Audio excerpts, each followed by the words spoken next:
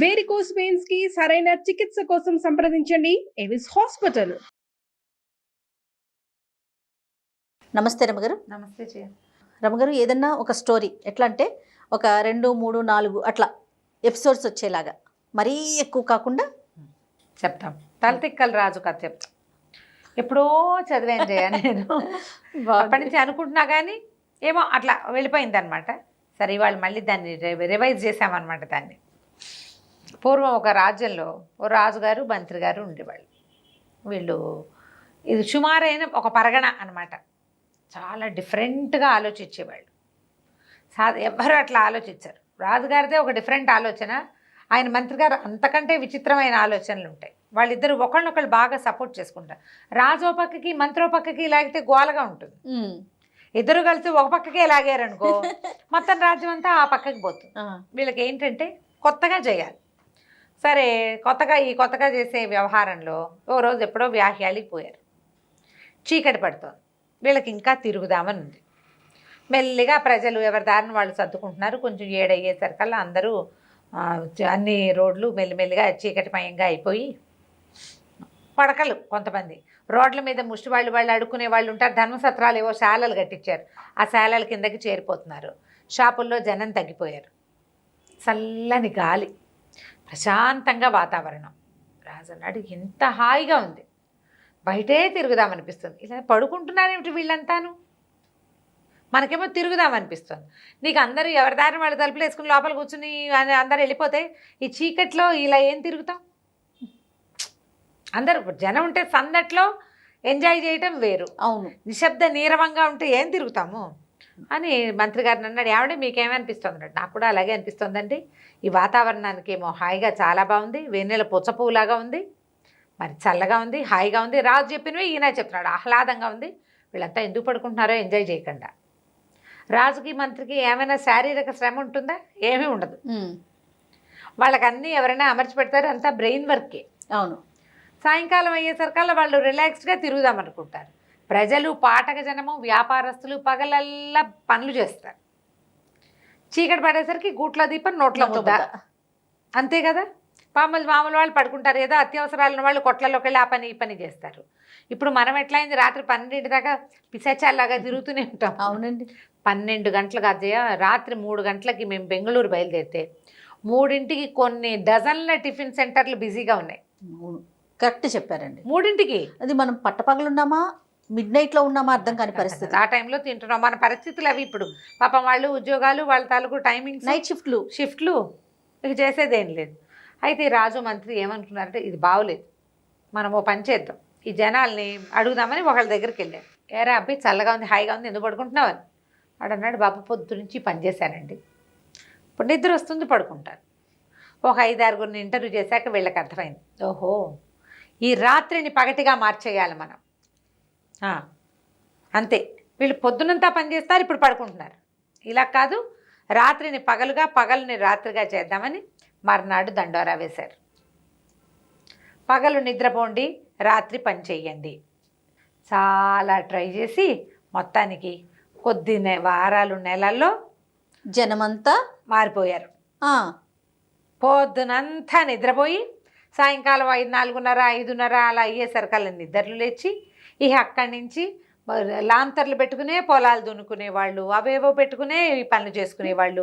షాపులన్నీ తెరిచి ఉండేవి. రాత్రిపూట అంతా కళకళలాడేది.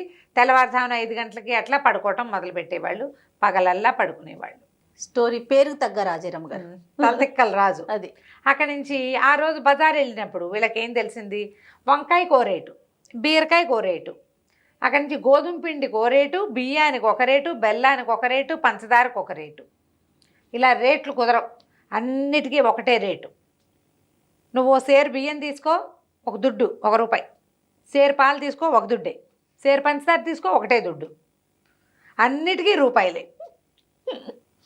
దానికోరు, దానికి 2, దీనికి 6, దీనికి 16. ఇదేం లెక్క, పిచ్చి లెక్కలు అవన్నీ. పిచ్చ లెక్కలన్నీ మాకు కుదరవు. మొత్తం ఆ బజార్ అంతా ఒకటే రేటు. వ్యాపారస్తులు ఏం సంపాదించుకుని ఏడుస్తారు.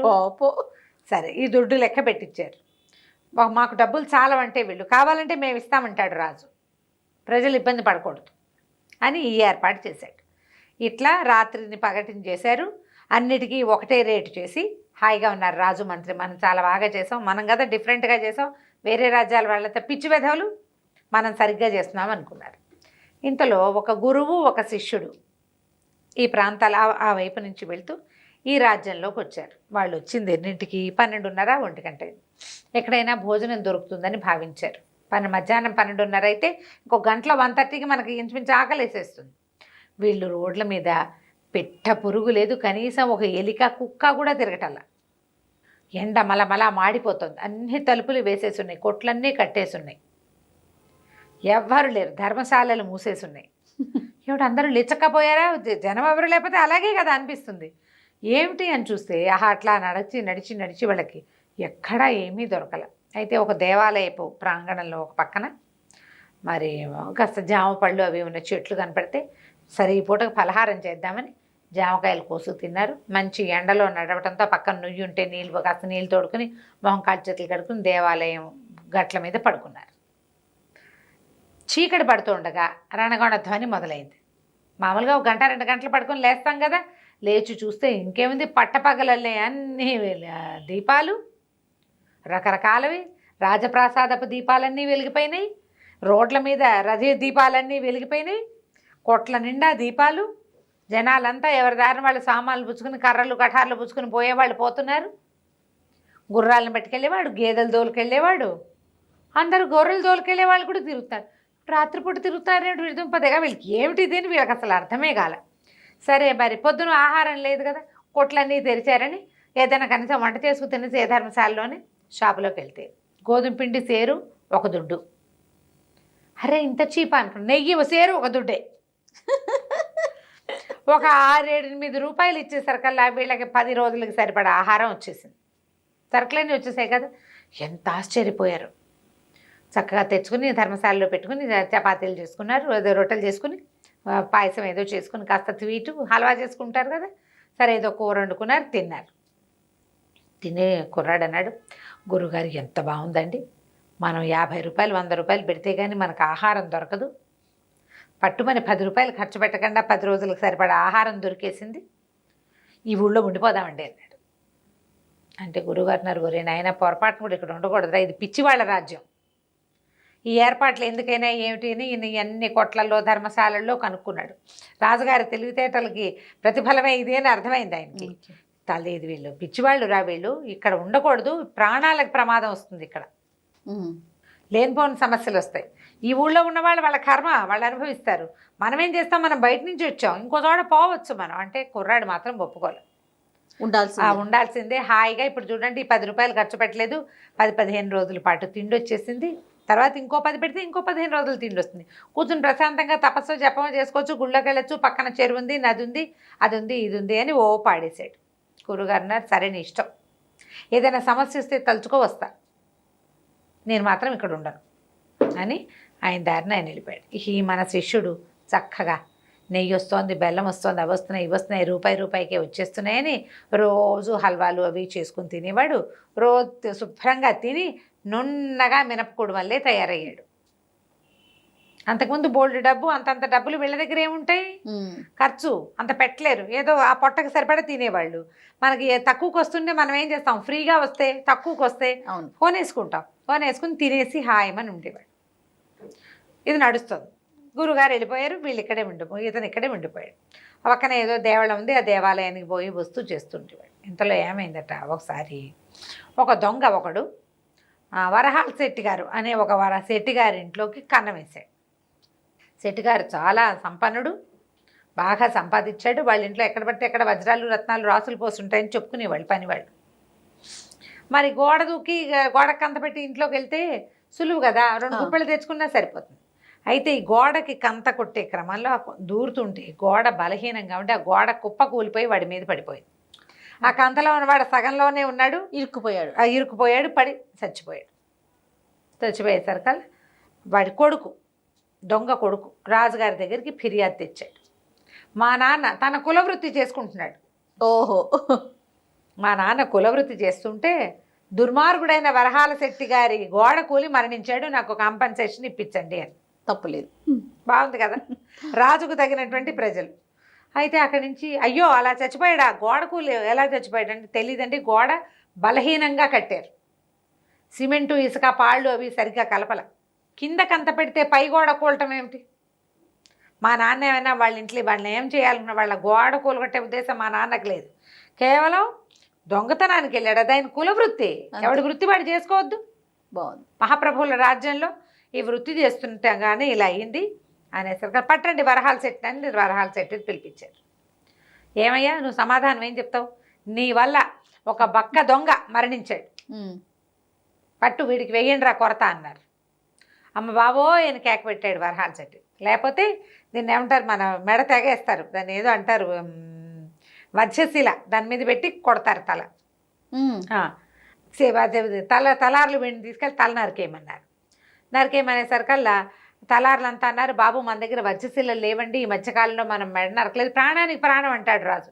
బక్కవాడు చచ్చిపోయాడు కాబట్టి బండవాడిని చంపేయాలి. అయ్యో, ఎవరి వల్ల కూలిపోయిందో వాడిని చంపేయాలి. చంపేయాలంటే ఈజీ మెథడ్ ఏమిటి? తలగొట్టేయటమే. ఆ తలగొట్టాలంటే కత్తి వజ్రశిల ఉండాలి. వజ్రశిల కట్టండోయ్ అన్నాడు. వరహాల శెట్టి అన్నాడు, బాబు నన్ను క్షమించండి, ఆ గోడ నేను కట్టింది కాదు, మేస్త్రి ఎవడో కట్టాడు, పైగా ఇప్పుడు కాదు మా నాన్న కాలంలో కట్టింది, ఎప్పటిదో ఆ గోడ. నేను గోడ కట్టి ఆ గోడ బలహీనం కాబట్టి కూలిపోతే నా మీదకి చెప్పాలి, గోడ కట్టింది అసలు నేను కానే కాదండి అన్నాడు. ఎవడు కట్టాడు గోడ? ఒక మేస్త్రి కట్టాడు. ఆ మేస్త్రి ఉన్నాడా అంటే వరహాల శెట్టి పుట్టకల్లాడు కట్టిన గోడ అది. అప్పటికి ఉన్న మేస్త్రి ఇప్పుడు ఏమవుతాడు? వరహాల శెట్టికి 40 ఏళ్ళు వస్తే ఉన్నాడు ఆయన, ఒక బక్క మేస్త్రి ఉన్నాడా? ఉన్నాడు, ముసలాడు. ఉండేసరికి ఏమన్నారు వీళ్ళు, మరి వెళ్ళి మేస్త్రిని పట్టండి అని మేస్త్రిని పుచ్చుకొచ్చారు. నువ్వు ఒక గోడ బలహీనంగా కట్టడం వల్ల ఒక ప్రాణం పోయింది. అసలు మేము వరహాల శెట్టిది తప్పని అతనికే శిక్షేసాం, పాపం నీ వల్ల ఒకడు చచ్చిపోయిగా ఇంకొకడు చావడానికి సిద్ధమయ్యాడు, నీ సమాధానం ఏమిటి? వీడి మడి నరకేండ్రా అన్నారు. మేస్త్రి లబో దిబో మొత్తుకున్నాడు, బాబు ఏనాడో కట్టానండి, అప్పుడు నేను వయసులో ఉన్నానండి, అవాళ ఆ గోడ కట్టే రోజునండి, ఆ గోడ కట్టే సమయంలో ఒక నర్తకి, ఒక ఆవిడ ఈ రోడ్డంటే తిప్పుకుంటూ తిరిగేదండి, ఆవిడ గజ్జలు కంకణాలు మోగేవి, అవి విని విని చూసి చూసి ఎంతసేపు దాని మీదే ధ్యాస ఉండి గోడ కట్టేశాడు అని చెప్పాడు. ఇప్పుడు నర్తకిని తేవాలి, ఈయన యంగ్ ఏజ్లో ఉన్నప్పుడు చూసిన నర్తకి ఇప్పుడు ఎలా ఉంటుంది? ఆవిడని పట్టరమన్నారు, నర్తకిని తెచ్చారు. తెచ్చాక ఏమైందో వచ్చే భాగంలో తెలుసుకుందాం. పేరుకు తగ్గ రాజురాపు గారు కదా, సూపర్, అసలు ఎక్సలెంట్, చాలా బాగుందండి. మళ్ళీ చెప్దాం మిగిలిన కదా. రైట్ రమ్మగారు, నమస్తే. రమ్మగారు, మనం తలతిక్కరాజు సిరీస్లో ఉన్నాం. ఫస్ట్ ఎపిసోడ్ ఒకటి చెప్పారు, గోడ కూలిపోయింది, చనిపోయాడు. ఒక అందాల నర్తకి ఒక ఆవిడ తిరిగింది కాబట్టి మా నాన్న చనిపోయాడు, మా నాన్న దానివల్ల అని. సరే నర్తకిని పిలుచుకురమ్మన్నారు రాజుగారు. నర్తకి వస్తే ముసలి మా అమ్మ. సరే మరి ఏం చేస్తారు, ఆ రోజు ఈవిడే తిరిగింది. ఏమమ్మా ఏమిటి నీ సంగతి, నువ్వు ఫలానా రోజు ఫలానా కాలంలో నువ్వు ఇలా అటు ఇటు ఆ సందులో ఆ గోడ కడుతున్న వారం రోజులు తిరిగావా లేదా? అయ్యా మరి తిరిగానండి. నువ్వు అలా ఒయ్యారాలు పోతూ తిరగటం వల్ల, నిన్ను చూస్తున్నటువంటి తాపీ మేస్త్రి సరిగా గోడ కట్టకపోవటం వల్ల ఒక బక్క దొంగ చనిపోయాడు. దీనికి నీ సమాధానం ఏంటి? పట్టు నేను మేము ఉరిదీస్తాం, లేకపోతే నీ మెడగా తరిగేస్తామన్నారు. ఆవిడ తెల్లబోయి, బాబు నేను అసలు రోడ్డు మీద తిరిగేదాన్ని కానండి, నేను ఆ తిరగడానికి కారణం కంసాలి వీరస్వామి, అతనికి ఆభరణాలు చేయటానికి బంగారం ఇచ్చానండి, బంగారం ఇస్తే ఇవాళ రేపు అని తెగ తిప్పాడండి, రోజు తిప్పించుకున్నాడు. నేను రోజు ఆ దారింటే పోయి వీరస్వామి దగ్గరికి వెళ్ళేదాన్ని, మళ్ళీ ఆ దారింటే తిరిగి వచ్చేదాన్ని. మరి ఆడవాళ్ళం నగలేసుకుంటాం కదండి, నడుస్తుంటే గల్లు గల్లు గిల్లు గిల్లు అంటాయి, గాజులు గిల్గిల్లు అంటాయి, కాళ్ళే బట్టలు గల్లు గల్లు అంటాయి. అంతేగాని ఆ మేస్త్రిని చూసి నేను తిరగలేదండి, ఆయన చూసి ఒయ్యారం పోల, సహజంగా నా నడకంతేనండి, నడిచి చూపించింది. ముసలిమా అయినా ఆవిడ అలాగే నడుస్తుంది ఒయ్యారంగా, ఆభరణాలు శబ్దాలు చేస్తున్నాయి. అప్పుడు రాజుగారు, అదే అసలు సంగతి, ఊరికే ఆడాళ్ళు ఎందుకు తిరుగుతారు, ఆవిడేదో పని మీద తిరిగింది, ఒక ఆడదాన్ని వారం రోజుల పాటు తిప్పించుకున్నాడంటే పట్టండి కంసాలి వీరస్వామిని అన్నారు. వీరస్వామి ఏదో శుద్ధి పెట్టి కొట్టుకుంటాడు, ఆడు ముసలాడే పాపం. తీసుకొచ్చారు. తీసుకొచ్చేసరికల్లా వీరాస్వామిని నిలదీశారు. నువ్వేమిటి వస్తువులు బంగారం ఇస్తే వస్తువులు చేయవా? అయ్యా ఎందుకు చేయనంటే అప్పుడు చేస్తున్నా ఇప్పుడు కూడా చేస్తున్నానండి అన్నాడు. మరి ఫలానా ఈవిడ అందగత్తే ఆ రోజుల్లో ఈ ఫలానా చిత్రావతి ఆవిడని ఎందుకు తిప్పుకున్నావు నువ్వు? వారం రోజులు తిప్పావుట నువ్వు అంటే, బాబు మరి ఏం చెప్పాలండి, ఈవిడ ఎందుకు తిరిగిందంటే అప్పట్లో ఒక పెద్ద ధనవంతుడు నాకు బోళ్ళంత బంగారం ఇచ్చాడు. ధనవంతుడి సంగతి మీకు తెలుసు కదా, ఒక వస్తువుకి 10 రూపాయలంటే 20 అయినా ఇస్తే రేపటికి కావాలంటాడు. ఆయన తన కూతురు కోసం బంగారం చేస్తున్నాడు, పిల్ల పెళ్ళి. వాళ్ళు 1000 కాసుల బంగారం ఇచ్చారు. 1000 కాసులు ఇంత ముద్ద. ఆ ముద్దని కరిగేయాలి, ముక్కలు చేయాలి, చిన్న చిన్న ఆభరణాలు చేయాలి, ముక్కు పుడక దగ్గర నుంచి వడ్డాణం వరకు బోల్డన్ని ఆభరణాలు చేయాలి, 7 వారాల నగలు చేయాలి. ఆయనేమో 10 రోజుల్లో కావాలన్నాడు. అదే సమయంలో మన ఈ చిత్రావతి కూడా బంగారం ఇచ్చింది. డబ్బున్న వాళ్ళ సంగతి మీకు తెలియందేముంది, వాళ్ళు పని ఇవ్వవలసిందే కానీ వేరే వాళ్ళ పని చేస్తే వాళ్ళు ఒప్పుకోరు. వాళ్ళ పనిలో ఉండి తిప్పుకున్నాం. సరే, ఎవరు నీకు ఇచ్చిన అలా ఒళ్ళు బలిసిన వ్యాపారి, వాడి వల్ల కదా ఇలా జరిగింది. వాడు బలవంత పెట్టకపోతే చిత్రావతి పని అయ్యేది, ఆమె తిరిగేది కాదు. ఆమె తిరగకపోతే మేస్త్రి గోడ బాగా కట్టేవాడు, గోడ బాగా కట్టుంటే ఇల్లు దొంగ చచ్చేవాడు కాదు. ఎక్కడి నుంచి ఎక్కడికి వెళ్ళిందో చూడండి. అక్కడి నుంచి ఎవడంటే వరహాల శెట్టి గారి నాన్నగారండి అన్నాడు. వరహాల శెట్టిదే కదా ఇంటి గోడ ఇంతకి. అనగానే అమ్మా నేను ముందే అనుకున్నాను వరహాల శెట్టి ఒళ్ళు బలిసినవాడు, వాళ్ళ నాన్నకి మరీ బలుపు, అంచేతే కదా ఇలా జరిగింది. పట్రా ముందు వరహాల శెట్టిని పట్టుకురండి అని. వరహాల శెట్టి లబో దిబోం అన్నాడు. కానీ ఇక వదిలిపెట్టలా రాజుగారు. నేను ముందు నుంచి నీ మీదే నాకు అనుమానంగా ఉంది, నీ వల్లే ఇది.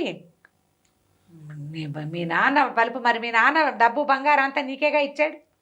మీ నాన్న చేసిన తప్పుకి శిక్ష నువ్వు అనుభవించవా? మీ నాన్న అప్పులు నువ్వు తీర్చాలి కదా, మరి మీ నాన్నకి పడాల్సిన శిక్ష నువ్వు తీసుకోవాలి. పాయింట్ అర్థమైంది. మీ నాన్న ఇన్హెరెంట్గా ఇచ్చిన ఇల్లు తీసుకున్నావు, నువ్వు ఆ గోడని సరి చేయించుంటే ఒక రకంగా ఉండేది. ఆ ఇల్లు నువ్వు తీసుకోకపోతే ఏ నేరం నీది కాదు, నువ్వు తీసుకున్నావు.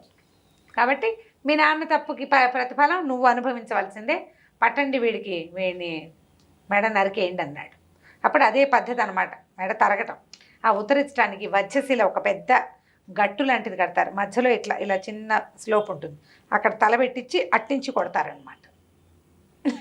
బాగుంది పాయింట్. అయితే 2 పక్కల గట్లు ఉండాలి, మధ్యలో ఇట్లా అర్ధచంద్రాకారం ఉండాలి, అక్కడ తలపెట్టిస్తారు. సినిమాల్లో ఈ మధ్య కనబడుతున్నాయి, గుర్తు చేసుకోండి, మీకు జ్ఞాపకం వస్తుంది. సరే, మనకు లేదు వజ్రశిల, ఇప్పటిదాకా లేదు, మనం అలాంటి శిక్షలు వేయలే. ఇలా ఒకటి దుర్మార్గం వల్ల ఇంకోటి చనిపోవడం ఇప్పుడే జరిగింది రాజుగారు గద్దెక్కాక. సరే, అది వజ్రశిల ముందే మాట్లాడుకున్నాం కదా వజ్రశిల లేవని. ఈ లోపల తయారైంది. తయారయ్యాక మన వరహాల శెట్టికి వేసేయండి అన్నారు. మంత్రి గారు పోయి వజ్రశిలని పరామర్శించడానికి చూసి రావడానికి ఏమనాలి దాన్ని ఇన్స్పెక్షన్కి వెళ్ళాడు. తీరా చూస్తే ఆ మధ్యలో కంత ఉంది కదా, అది ఆ మాత్రం ఉంది అట్లా. వరహాల శెట్టి చూస్తే కొంచెం సన్నటి మనిషి, వాడిది ఇంతే మెడ, పెద్ద ఇది ఇంత మెడ కావాలి. అంత పెద్దవాడు కాదు వరహాల శెట్టి, కొంచెం పర్వాలేదు, తండ్రి కదా, ఈ మెడ ఇంత ఉండాలి. అక్కడి నుంచి ఈ రాజుగారి దగ్గరకు వచ్చి చాలా అవమానకరంగా ఉందండి, ఆ వజ్రశిలేమో ఇంత పెద్దది కట్టాం, వీడిదేమో బక్క మెడ, వీడి మెడ అందులో ఇది కాదు అనేసరికి రాజుగారు అన్నాడు, శిక్ష ఆగడానికి వీల్లేదు, అందులో పట్టే సైజు మెడను వాడిని ఎవడైనా తెచ్చైనా సరే శిక్ష చేయండి అన్నారు. మనం ఒక ఆర్డర్ చేసాం, ఆర్డర్ అయిపోవద్దు, అది ఎవరైనా సరే ఆర్డర్లు ఆగిపోతే ప్రజలకి ఎలాంటి సందేశం వెళ్తుంది? రాజుగారు ఆర్డర్లు ఆపేస్తాడంటారు. ఇప్పటికి ఇన్ని చుట్లు తిరిగి చివరికి శిక్ష ఖరారు చేసాం. మొదట ఏం చెప్పాం, ఈ బక్క దొంగ మరణానికి కారణమైన వాడి మెడ ఉత్తరించేస్తానని ప్రతిజ్ఞ చేశాం. మాట నిలబడాలి. ఎవడో ఒకటి మెడ ఉత్తరించాల్సిందే. మరి సరిగ్గా ఈ అర్ధచంద్రాకారంలో పట్టే మెడ ఉన్న వాడిని ఒకడిని మగవాడిని తీసుకురండి అన్నారు. వరహాల శెట్టిని పక్కన పెట్టారు. అమ్మయ్య, ప్రస్తుతానికి ఇక రాజభటులు రోడ్డు మీద పడ్డారు. ఈ అర్ధచంద్రాకారాన్ని వెతకడానికి తిరిగి తిరిగి తిరిగి తిరిగి మన శిష్యుడు ఉన్నాడు కదా, రూపాయికే వచ్చేస్తుంది బాగా రోజు హల్వా చేసుకుని తిన్నాడు, గుండ్రంగా ఉన్నాడు, ఆయన్ని పట్టుకున్నారు. ఆయన పట్టుకుని తీసుకొచ్చారు. నన్ను ఎందుకు పట్టుకుంటున్నారు అయ్యా అంటే, మాకు తెలీదు, నువ్వు లావుగా ఉన్నావు, నీ మెడ మా శిలకు సరిపడా ఉంది. కాంతపోయాడు, ఇదేం గోలా, అన్యాయం ఇదేమిటి, ఎవడో ఏదో చేస్తే నన్ను చేయటం ఏమిటి? తీసుకొచ్చారు. తీసుకొచ్చాక ఆయన అన్నాడు, బాబు నన్ను వదిలేయండి, నేను ఏదో తపస్సు జపం చేసుకునేవాడిని, గుళ్ళోకి వెళ్తాను, వంట చేసు తింటా తప్పిస్తే నా తప్ప ఏం లేదండి, మీ రాజ్యంలో అన్నీ తక్కువ రేటుకు వస్తున్నాయని ఇక్కడ ఉన్నాను, అంతకంటే మరేమీ లేదు. ఎందుకండి అంటే మేము శిక్ష వేసాం, అది రేపొద్దున అమలు పరచాలి, ఆ రేపొద్దున అమలు పరచడానికి సరిపడా మేడ ఉన్నవాడివి నువ్వు దొరికావు అంతే. నిర్ఘాంతపోయాడు. గురువుగారు మొదటి రోజే చెప్పారు కదా, ఇలా పిచ్చివాళ్ళ రాజ్యం రా, ఇందులో ఉండకూడదు అని. అవును, అనవసరంగా ఇక్కడికి వచ్చానని ప్రాణం మీదకి తెచ్చుకున్నాను. ఏం చెయ్యాల జయ, ఇది 3వ భాగం రాదు, అయిపోతుందా? తెచ్చిపడేసి ప్రాణం మీదకి తెచ్చుకున్నాను, ఏం చేయాలి ఆలోచించి గురువు గారిని తలుచుకుని ఏడవటం మొదలెట్టాడు. గురువు శిష్యుడు అంటే గురువు మాట వినాలి, మీరు ఆ ఊరు ఈ ఊరు తిరగటానికి వెళ్ళిపోతే మీ వెనకాల పడకుండా ఈ వెధవ స్వీట్ల మీద మోజుతోటి తక్కువ రేటుకు వస్తున్నాయని భ్రమపడి ఇక్కడ ఉండిపోయానంటే ఆ గురువు గారికి వీడి వేదన వినపడి అయినా కూడా తలుచుకోమన్నారు కదా గురువు గారు. ఆయన డెంగుమని ఇక్కడ ప్రత్యక్షమయ్యాడు. ప్రత్యక్షమయ్యి అక్కడి నుంచి శిష్యుడికి ఏరా నేను ముందే చెప్పానంటే పిచ్చి వేదాల రాజ్యాల్లో ఉండకూడదు, వీడికి ఎప్పుడు ఏది తిరిగి దేన్ని ఏం చేస్తాడో తెలియదు, ఏ రకపు జనాలు దొరికిపోతారో తెలియదు, ఊరు మంగళం మీద పడ్డట్టు ఎట్లా అయింది అనేసరికి సరే ఆయన గురువు వచ్చి శిష్యుడికి ఒక రహస్యం చెప్పాడు చెవిలో. చెప్పాక మత్స్యశిల దాకా వెళ్ళిన తర్వాత ఈయన అన్నాడు, గురువుగారు వచ్చి ఆపండి, ఈ శిక్ష వేయడానికి వీల్లేదు, వీడు నా శిష్యుడు, గురువుని ముందు నేను వెళ్ళాలి, ముందు నన్ను పంపించండి, కావాలంటే తర్వాత శిష్యుడిని కూడా పంపిద్దరు. కానీ వీళ్ళు నిర్ఘాంతపోయారు. వాళ్ళు ఒక మత్స్యశిల చేసుకుంటే ఒకటి కోసం వెతిది, ఇప్పుడు గురువుగారు కూడా తయారయ్యాడు, నాకు శిక్ష వేయండి అంటాడు, నా మెడ కూడా సరిపోతుంది అటు ఇటుగా వేయండి అన్నాడు. అనేసరికల్లా వీళ్ళకి ఆశ్చర్యంగా ఉంది. రాజు అన్నాడు, అలా కాదండి, మేమేమో ఒక విషయం మీద పెట్టుకున్నాము ఈ శిక్షని, ఆ శిక్ష పడిన వాడు పక్కన పెట్టాం, మెడ సరిపోలేదని మీ శిష్యుడిని తెచ్చాం, మీరు ఏ పాయింట్ మీద ఇక్కడికి శిక్షకి అనుభవించడానికి వచ్చారో మాకు అర్థం కావటం లేదు అంటే మీకు అవన్నీ నేను చెప్పలేనండి అంటే అక్కడి నుంచి గురువుగారి శిష్యుడు గబగబాచాడు. గురుగారు మనం ముందే అనుకున్నాం కదా, ముందు నేను వెళ్తా తర్వాత మీరు రండి అంటే, కాదు నేనే గురువుని కాబట్టి నేను ముందు వెళ్తా నువ్వు తర్వాత రా అన్నాడు. వీళ్ళు పోటాడుకుంటున్నారు గురువు శిష్యుడు, నేను ముందంటే నేను ముందు. రాజు మంత్రి నిర్ఘాంతపోయారు, చేష్టల దగ్గర నుంచున్నారు, వాళ్ళకి అర్థం కాలేదు ఏం పాయింట్ మీద వీళ్ళు కొట్టుకుంటున్నారు అని. కాదండి మీరు మహాత్ములు సర్వజ్ఞులు, మీరు రాజుగారికి విషయం చెప్పాలి కదా, ఏమిటి విషయం చెప్పండి అంటే ఈయన ఏం చేశాడు గురువుగారు, ఈ రాజుగారిని మంత్రి గారిని పక్కకి తీసుకెళ్ళి, అలా కాదండి నేను చాలా తపశక్తి సంపన్నుని మీకు తెలుసు కదా, నా శిష్యుడు కూడా అంతటి వాడే, మేము ఈ దేశానికి నుంచి వెళ్ళేటప్పుడే మేము నిర్ణయించుకున్నాం, ఈ ప్రాంతంలో కనుక మరణిస్తే చాలా అత్యద్భుతమైన ఫలితం లభిస్తుంది, ఈ రాజ్యంలో ఎవడైతే కొత్తగా కట్టిన మత్స్యశిల మీద మరణిస్తాడో ముందు మరణించిన వాడు రాజు, తర్వాత మరణించిన వాడు మంత్రి అవుతారు, మళ్ళీ పునర్జన్మలో ఇక్కడికే వస్తారు. ఓహోహో, ఈ రాజ్యం చాలా బాగుంది, మీవి అద్భుతమైన మెథడ్స్, మీ దగ్గర ఉన్నంత అద్భుతమైన మెథడ్ ఇంకెక్కడా లేదు, మేము ఎన్ని దేశాలు చూసాం, మీలాగా రాత్రి పగటి చేయగలిగిన వాడు ఎవడైనా ఉన్నాడా లోకంలో? తప్పు దొంగతనం చేసిన వాడు చచ్చాడని వదిలేయకుండా వాడు చచ్చిపోయినందుకు శిక్ష వేసేవాడే ఎవడు ఉండడు, మీలాంటి మహానుభావులు మీరేనండి. పైగా మత్స్యశిల, కొత్త మత్స్యశిల అంటే యమస్థానం, అది ఇక్కడ మరణించిన వాడు రాజు అవుతాడు మొదట అనగానే మంత్రి రాజు ఆలోచించుకున్నారు, మన రాజ్యం వేరే వాళ్ళ చేతుల్లోకి వెళ్తే ఎట్లా, ఇప్పుడు చచ్చిపోయి మళ్ళీ పుట్టి మనమే రాజు మనమే మంత్రి అవ్వాలి, అందుకని నువ్వు నేను ఇద్దరం పోదాం, మన ఇద్దరం పోదాం, నమస్కారం, నువ్వు నేను ఇద్దరం వెళ్ళిపోదాం, ఇలాగే నేను రాజు అయిపోతా నువ్వు మంత్రి అయిపోదు కానీ ఏమంటావంటే మంత్రి గారు శభాష్ అన్నాడు.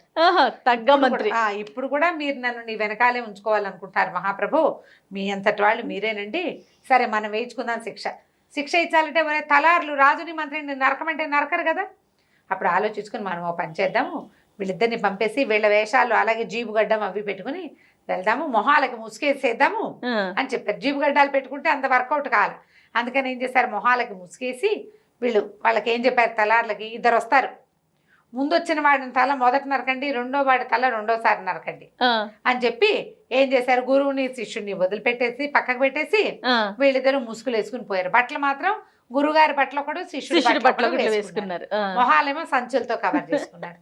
వీళ్ళు పోయారు, ఒకళ్ళ వెనకాల ఒకళ్ళు, రాజుగారిని తల ముందు మంత్రి గారి తల వెనకాల ఉత్తరించారు. ఉత్తరించిన తర్వాత కవర్లు తీసి చూస్తే ఏముంది, ఒకటి రాజుగారి మొహం, రెండోది మంత్రి గారి మొహం, నిర్ఘాంతపోయారు. ఇప్పుడు ఏం చేయాలి, రాజు మంత్రి ఇద్దరు చచ్చిపోతే ఊళ్ళో వాళ్ళంతా హల్లకల్లోలం అయిపోయింది రాజ్యం అంతా. వాళ్ళలో పెద్దవాళ్ళు, నగర పెద్దలు, సైన్యాధికారి అంతా వచ్చి సాధువు గారి కాళ్ళ మీద పడ్డారు. ఏం చేయమంటారు, బాబు మీరు ఏం మాయ చేశారో తెలీదు, మీరు వచ్చిన పావు గంటలోనే మొత్తం కథ అంతా మారిపోయింది, మరి ఇప్పుడు ఏమిటి మా రాజ్యం పరిస్థితి అంటే, మీరు ఉండండి, మీరే రాజభారం వహించండి అంటే ఆయన ఒప్పుకోలే. మీ దగ్గర అన్ని దిక్కుమాల పద్ధతులు, ఈ పద్ధతుల్లో మేము ఉండమన్నారు. అనేసరికి నగర పెద్దలంతా అన్నారు, మేము కొన్ని సంవత్సరాలుగా ఇతను ఇట్లా అలవాటు చేశాడు కాబట్టి ఇలా అయ్యాం, మీరు ఏది అలవాటు చేస్తే దానికే అలవాటు పడతాం, తర్వాత చూసుకుందాం, ఓ సంవత్సరంలో మొత్తం మార్చేస్తాం, ఖర్చులు నగరంలో జరిగేటువంటి వాణిజ్యాన్ని మార్చేద్దాం, ఈ రాత్రి పగలు వ్యవహారాన్ని మార్చేద్దాం, దయచేసి మీరు ఉండిపోండి అని బతులాడితే మంత్రి శిష్యుడేమో రాజు అయ్యేలాగా, గురువు గారేమో మంత్రి అయ్యేలాగా సలహా ఇవ్వాలి కదా. సలహా ఇవ్వడం కోసం ఆ రాజ్యంలోనే ఉండిపోయి దాన్ని మొత్తానికి రాత్రిని పగటిని చేసేసి ఫుల్ సెట్ చేసి పెట్టారు. తలతిక్కల రాజు కథ సమాప్తం. చాలా బాగుంది రమ్మ గారు, చాలా సరదాగా ఫన్నీ ఉంది కదా. సూపర్. నమస్తే రమ్మ గారు. నమస్తే.